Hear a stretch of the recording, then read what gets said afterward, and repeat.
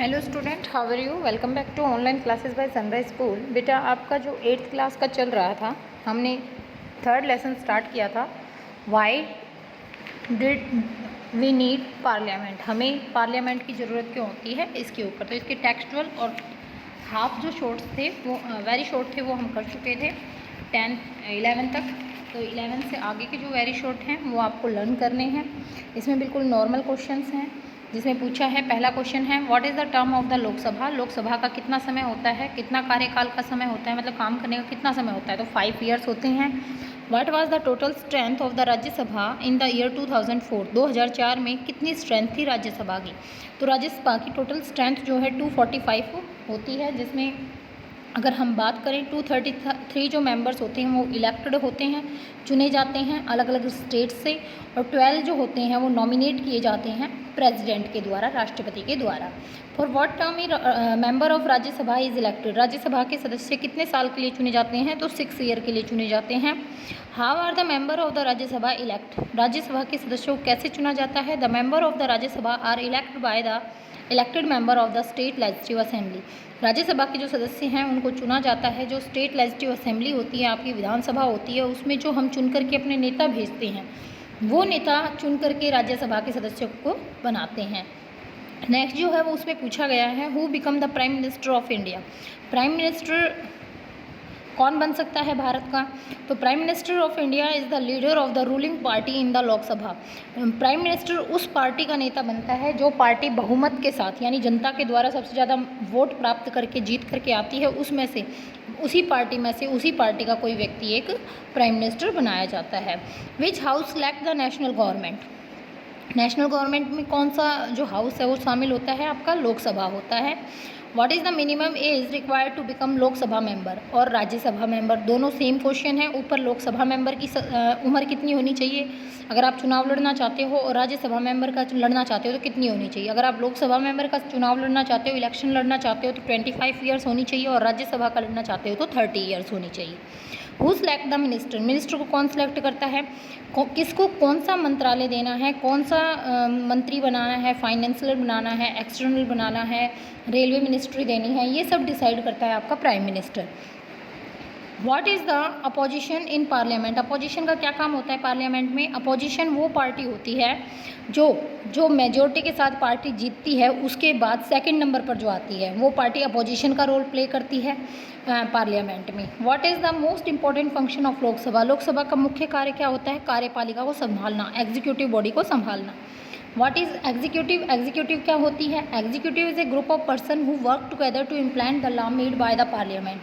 कार्यपालिका कुछ लोगों का वो समूह होता है जो भी नियम कानून बनते हैं उनको पार्लियामेंट में जो बनाए जाते हैं उनको लागू करता है। What does the proceeding of the parliament session start with Delhi.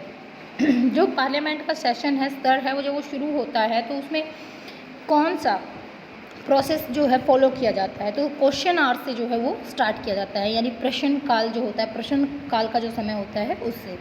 What is the question hour. Question या आवर्स क्या होता है, प्रश्न काल क्या होता है पार्लियामेंट के अंदर। जब पार्लियामेंट स्टार्ट होती है तो उसमें important mechanism through which MPs can elect information about the working of the government.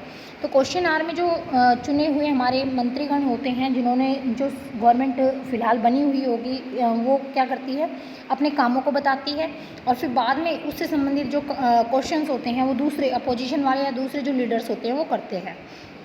Right one function of the opposition party. Opposition party का एक काम बताना है, तो ये हाईलाइट करती है dark backs in various policy and programme of the government. जो कुछ कमियां होती हैं, त्रुटियां होती हैं, सरकार के द्वारा जो नीतियां लाई जा रही हैं उसमें कुछ खामियां रह गई हों तो उनको शो करने में, उसको बारे में बताने में क्या करती है, ये मदद करती है। When was the first Lok Sabha election held. पहले लोकसभा के इलेक्शन जो है कब हुए थे, 1951-52 में। What was the term of the 15th Lok Sabha. 15th Lok Sabha की जो टर्म है यानी समय है वो कितने से कितने है। 2009 में ही चुनी गई थी, फिर 2014 में इसका जो समय है वो समाप्त हो गया था। नेक्स्ट है which Lok Sabha is in functioning now. कौन सी लोकसभा अब जो है फंक्शनिंग कर रही है, तो ये आपकी पुरानी बुक है बेटा, 16वीं लोकसभा इसमें दिया हुआ है जो अब समाप्त हो चुकी है। 17वीं चल रही है अब। What is the term of 16th Lok Sabha? 16th जो लोकसभा है वो 2014 से 2019 तक रहनी थी, यानी वो समाप्त हो चुकी है। अब इलेक्शन हुए थे, फिर से गवर्नमेंट बनी है, तो अब 17वीं जो लोकसभा है वो आपकी कंटिन्यू हो रही है। देखिए अब इसमें बिल्कुल ईजी है ये। साथ में 4 जो शॉर्ट क्वेश्चन है वो करने हैं आपको। पहला क्वेश्चन है what is universal adult franchise?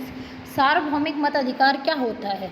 The principle of universe adult franchise means that all adult citizen of the country have the right to vote. इसका सार्वभौमिक मताधिकार का मतलब होता है कि जितने भी युवा देश के नागरिक हैं उनको मत डालने का अधिकार होता है। The minimum age to attain the adult is 18 year.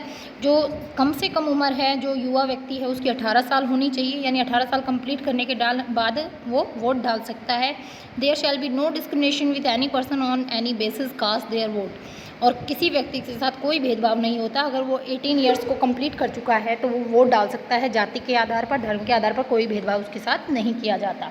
Next जो क्वेश्चन है उसमें पूछा है what is the importance of the participation of people in a democracy? लोगों का पार्टिसिपेशन, हिस्सेदारी क्यों ज़रूरी है जहाँ जनतंत्र होता है या गणतंत्र होता है वहाँ पर? Democracy is the government in which the people play the most important role. गणतंत्र वो सरकार होती है जिसमें लोग जो है महत्वपूर्ण भूमिका निभाते हैं क्योंकि वो अपने नेता को खुद चुनते हैं।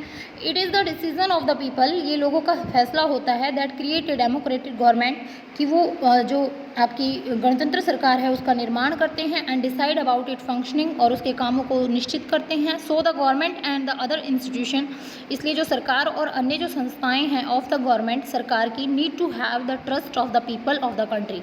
तो उनको सरकार को इस हिसाब से काम करना होता है कि लोगों का विश्वास उन पर कंटिन्यू बना रहे। Right A short note on the structure of Lok Sabha. Lok Sabha पर स्ट्रक्चर पर लिखना है। तो देखो बेटा ये कई बार आपका आ चुका है। इसमें बिल्कुल सिंपल है कि लोकसभा जो है लोअर हाउस होता है इंडियन पार्लियामेंट का। It is also called the house of people, इसे लोगों का हाउस भी कहा जाता है क्योंकि इसमें जो सदस्य चुनकर आते हैं उनको डायरेक्ट हम वोट डालकर चुनते हैं। इट हैज़ टोटल 545 मेंबर, इसमें 545 सदस्य होते हैं। Of these 543 members are elect by the people, जिसमें से 543 जो सदस्य हैं वो लोगों के द्वारा चुने जाते हैं। And 2 members from Anglo Indian community, और 2 जो सदस्य मनोनीत किए जाते हैं आपके प्रेसिडेंट यानी राष्ट्रपति के द्वारा, वो एंग्लो इंडियन होते हैं, आंग्ल भारतीय होते हैं। The country is divided into numerous constitutions, और हमारा देश जो है अलग अलग हिस्सों में बटा हुआ है। 1 member is elect from 1 constituency, और हमारा जो ये क्षेत्रीय बंटवारा किया गया है उसके हिसाब से हर एक क्षेत्र से एक एक सदस्य चुन करके आता है। The candidates from various political parties contest the election, और जो अलग अलग प्रत्याशी होते हैं वो अलग अलग पार्टी से बिलोंग करते हैं और इलेक्शन को लड़ते हैं। How does the individual give approval to the government? Individual मतलब होता है व्यक्तिगत रूप से आप कैसे अप्रूवल दे सकते हैं गवर्नमेंट को।